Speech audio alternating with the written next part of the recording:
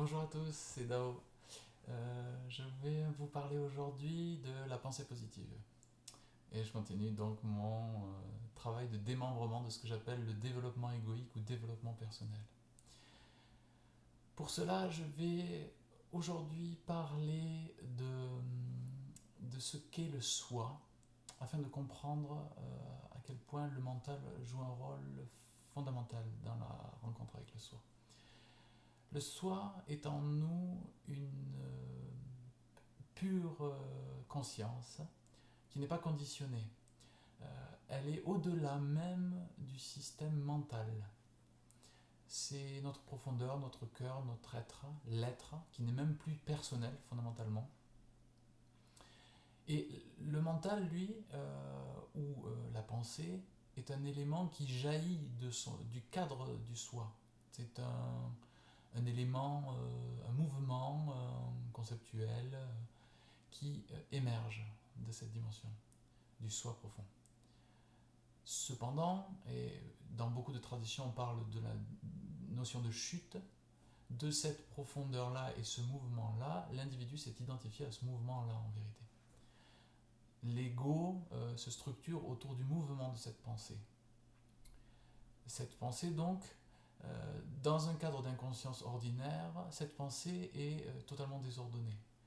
Elle part dans tous les sens, elle est autoréactionnelle, réactionnelle avec ce qui se passe, il n'y a aucune conscience là-dedans.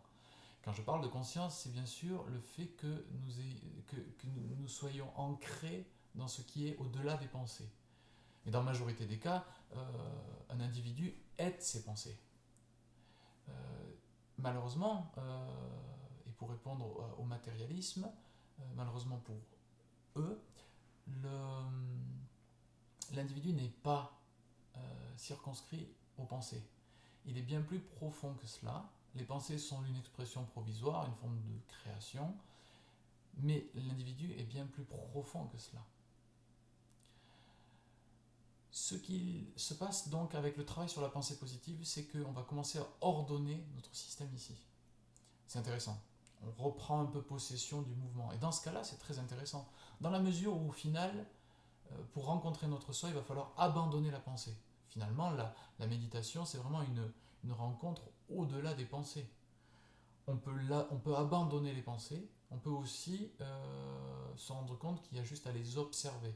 En les observant, elles se dissolvent elles-mêmes. Mais euh, on est tellement agglutiné à nos pensées que finalement on n'a aucun recul de manière générale. C'est ce que propose la méditation, prendre du recul sur nos pensées. Pour cela, donc, ce fameux travail sur la pensée positive est extrêmement intéressant parce que majoritairement nos pensées sont en général complètement contre nous-mêmes. Elles sont négatives, elles sont héritées euh, de souffrances ou entretenues depuis des générations et des générations. Donc travailler sur sa pensée positive est extrêmement intéressant. Par exemple, commencer à penser plus positivement envers nous-mêmes au lieu de se dire je suis bête, se dire je suis intelligent. Extrêmement intéressant dans la mesure où nos pensées vont arrêter à un moment donné aussi de nous agresser. C'est déjà un stade extrêmement important. Au lieu d'être la victime de nous-mêmes, en fait, en tant que pensée, nous commençons à réorienter ça. Donc il y a plein d'exercices, il y a les mantras, je suis heureux, je suis heureux, je suis heureux, on peut faire tourner ça dans notre tête. Il y a d'autres exercices où à chaque fois qu'on a une pensée négative, on la remplace par une pensée positive. On a aussi la possibilité d'utiliser l'auto-hypnose, par exemple. C'est la même chose en fait. On se met dans un état de détente et on pense des choses positives. On peut visualiser aussi, ça fait partie aussi de ce système de pensée positive. Donc ça, en général, dans beaucoup de stades de développement personnel, on s'arrête à là. En gros, pense et deviens. Voilà. Tu penses, je suis milliardaire et tu deviens milliardaire. Pense, t'es puissant et tu deviens puissant et tu te laisses driver par ça en fait. Mais malheureusement, on peut conquérir le monde, hein, c'est pas un problème. Mais on n'aura jamais, à travers cette conquête, une véritable sensation de qui on est. La vraie connaissance de soi, elle passe encore au-delà. Donc, dans le sens de posséder encore plus, de conquérir encore plus, cette pensée positive n'est qu'un développement de l'ego, développement du grossissement de l'ego. mais mise en place dans l'idée de maîtriser les pensées pour ensuite prendre du recul dessus, pour faciliter la méditation, dans ce cas-là, c'est merveilleux. C'est pour ça qu'on travaille le samadhi, par exemple, une sorte d'hypnose du mental, d'une espèce de contemplation, mais liée au fait que le mental est contrôlé, maîtrisé. À un état plus profond, dans un état d'éveil, on est dans une dissociation avec le mental n'étant plus alimenté, puisqu'on l'observe intérieurement, il se dissout de lui-même. Mais quand on maîtrise notre pensée, déjà on est déjà dans un stade plus profond, on est dans un stade plus avancé, en rapport avec notre véritable soi, qui lui euh, est de ce pur silence dans lequel émergent les pensées. Mais c'est nous véritablement. Et les pensées ne sont pas nous. On peut les utiliser, et c'est là que d'un seul coup elles deviennent intéressantes, en tant qu'outil interactionnel, pour construire des choses.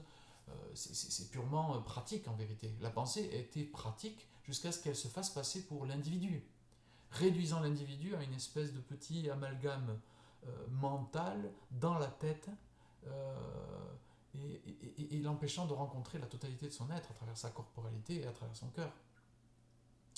Donc voilà, les deux faces en vérité donc, de la pensée positive. D'un côté, le travail de la pensée positive peut être un emphase énorme de l'ego, je suis si important, si grand, etc.